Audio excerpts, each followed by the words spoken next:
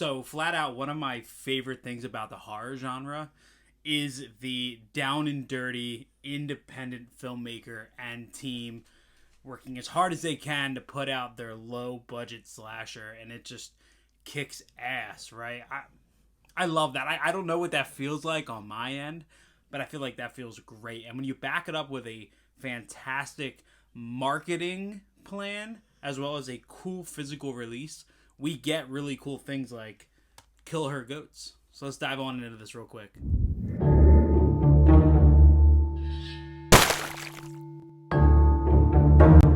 So Kill Her Goats is coming from director Steve Walsh and Withano Productions. And I just got this in not too long ago, and I just finished watching it, and I had some fun with it. I was like, I really want to come on and talk about this. So first of all, I'm going to show this off. This is the front of the slipcover here. We have the back here. And then you actually slide this out, and there is reversible art. And it's going to be with that. Sorry about any glares. I'm trying. This is the back of that inside artwork here. Hopefully that focuses. And then when you crack this open, there is a DVD and a Blu-ray in here which share the same art. There is also a really cool steelbook release for this. It's a limited release. It comes with some art cards and lobby cards and stuff like that. But I just finished this film up, and there was a couple of big things about the marketing campaign behind this. Number one is that the killer is played by Kane Hodder, of course, of Friday 13th fame, Hatchet fame, just horror fame in general. The other big one, too, which is plastered all over the marketing for this, is the no CGI, all practical effects, which in 2023 is rare, right? It's very rare, so that was appealing to me. And I remember watching the trailer stuff thinking, like, this looks pretty good. This looks like something I'm going to have a ton of fun with. And honestly, it's not perfect. It's far from perfect. Actually, I would say it's a little bit of a stretch saying it's great. But if you are a fan of that, trying to think of how to word this, that low budget grittiness that you get with this style of film, you know, if you can ignore the little tiny, not mistakes, but the little tiny errors in the ways, you know what I mean? So pretty much you have a bunch of really dumb characters who the film starts off with a killing, right? It happens in a tent. Of course, the female is shirtless, and that's where the first killing is. It's cool, but there is no CGI in the kills, like I mentioned. You get this cool splash of blood. It kind of introduces you to the film.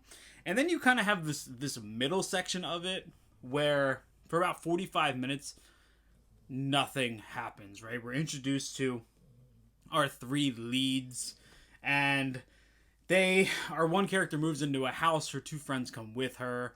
And pretty much there's practically zero character development, right? There's a bunch of crazy stuff that happens with wine. And then you kind of get into, some of the more oddities that this film presents, which if I remember correctly, it's 100 minutes in length. We spend about 4 minutes focusing on people showering. That's pretty much what this is, made of, this center 45 minutes. And that's pretty much all that happens, right? It lingers on our characters getting undressed, and it lingers on them, hanging out in really short shorts, watching horror movies. And that pretty much takes up the whole entire, second act of this movie.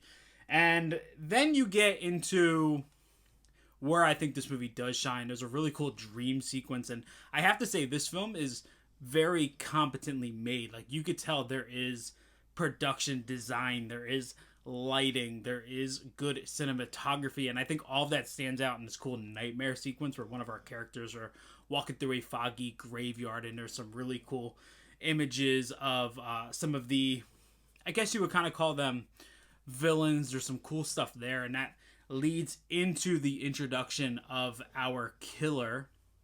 And when Kane Hodder shows up, he's got this, double-sided saw. I mean, it's crazy looking, and he comes bursting out after, which I've never seen a group of people so okay with the fact that there's weird shit happening around them.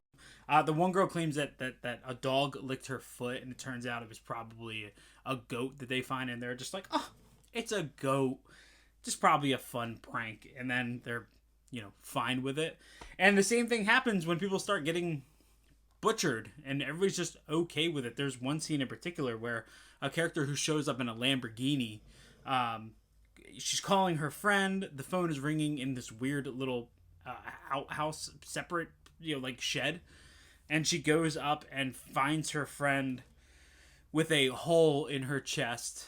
And she screams and backs up. And then instead of running to the Lamborghini that she just got out of, she just begins to explore the yard.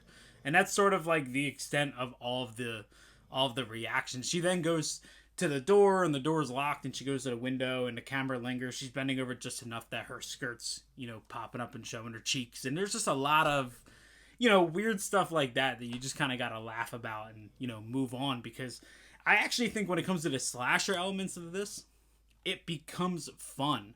Like, there's this cool thing that happens where when most of the actions occur in regular speed, and then they do this cool slow motion of it. There's a scene where she smashes one of the killers over the head with a wine bottle. And they do it in slow motion. It's cool looking. There's a really cool decapitation that takes place in the boathouse. That was a lot of fun. There's an axe fight. There was a freaking axe fight between two women in this movie. I mean, like, I don't know what else you want from it. And honestly, she comes rolling up behind two other characters with two axes, slays them, and then the movie, ends. Dude, I mean, I don't know what else I was really expecting, right? And I do have to say that I was pleasantly surprised by the beginning, by the final act. I can kind of take or leave the center because there really is no character development. It doesn't really give you any information besides where the characters are and what they're doing there. Outside of that, it does nothing more than give eye candy towards our female characters. It's pretty much the whole objective of the center portion. So honestly, I think, take the 100 minutes of this movie, trim it down to a good 80, 85, and you would have a really, really, really tight slasher on your hands. Love the 100% practical. The effects are great. It's a great moment where a character gets hit with an axe, and the axe is stuck in, and you see the blood pouring out, and just a lot of cool practical effects that I actually enjoyed. Most of it was blood, but that's fine with me. I don't need anything, crazy. We're talking low budget indie slasher here. So honestly, I'm 100% fine with this movie. I have fun with it. I will revisit it. I'm honestly probably just gonna drink a bunch of beers one night and then throw this on and laugh my way through it and just have a ton of fun. But that is what slasher horror is about. I mean, you see this formula over and over and over again in the 80s, right? Which was peak slasher time. And I've seen a lot of mixed reactions to Kill Her Goods, but honestly, I'm cool with it. I'm happy I have it on the shelf. Shout out Steve Walsh for just making a mostly badass slasher film. And honestly, let's keep supporting indie horror, because the marketing campaign, I mean, I see ads for this everywhere and it's selling. I see the comments. I read people are interested. They're catching on to it. And that's what we need. That's how we continue to support indie filmmakers and continue supporting horror as a whole, because you have two elements of it. You have the really big films, and then you have the smaller stuff, and we need to support both. We need to support horror as a whole. And honestly, love or hate Kill Her Goats, dude, this movie's a ton of fun, and I'm definitely going to be giving it a watch. So, yeah, Kill Her Goats, it's a good time.